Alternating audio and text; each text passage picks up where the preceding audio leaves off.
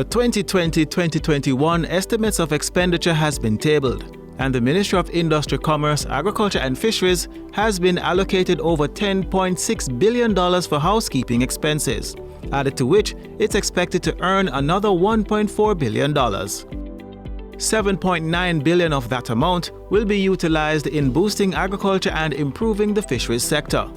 Meanwhile, $4.1 billion has been identified for the industry and commerce portfolios.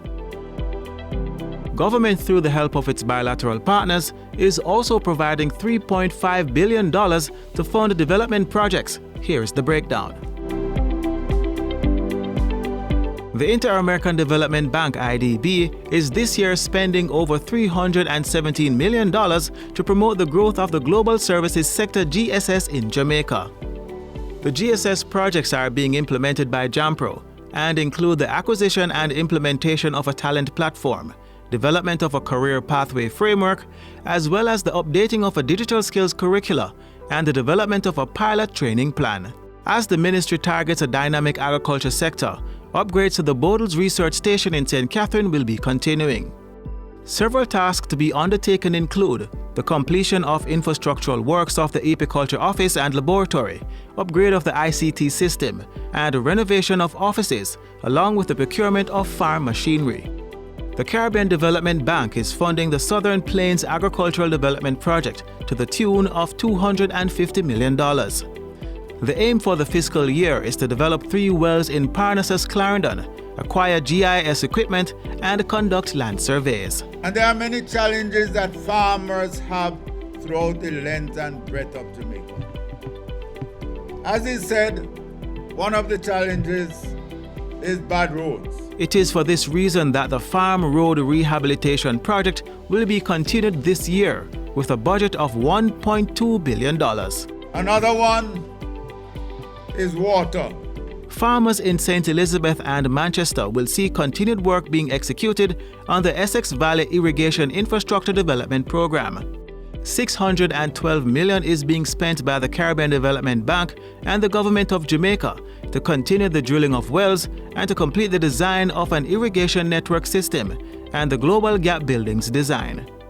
Construction is also expected to begin on an administrative building, as well as a Global Gap Building and renewable energy infrastructure to support energy efficiency. Meanwhile, the National Irrigation Commission is continuing its infrastructure rehabilitation project with a $250 million budget. This year, they will install a solar photovoltaic PV system pumping station at Hounslow and replace aging and inefficient turbine at the Freetown No. 2 pump station. 3 variable frequency drives will also be installed at the Hearties, Bowers, and Hounslow No. 3 pump stations. 865 meters of pipe at the upper and lower Rhymesbury pump station will be replaced, while the Rio Cobra infrastructure is to be restored. The government of Jamaica is spending $326 million to enhance the Agricultural Competitiveness Program Bridging Project. The project will be undertaken under a 3-step approach. Component 1 being the development of the Spring Garden Agro Park. Component 2 is capacity building, and Component 3 is focused on the mango industry development. All Jamaicans want is an opportunity to grow.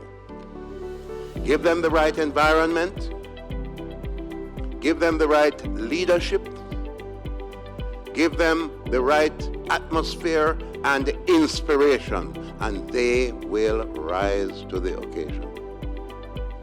Strengthening partnerships, improving infrastructure and creating opportunities, these underpin the projects that have been budgeted for the Ministry of Industry, Commerce, Agriculture and Fisheries.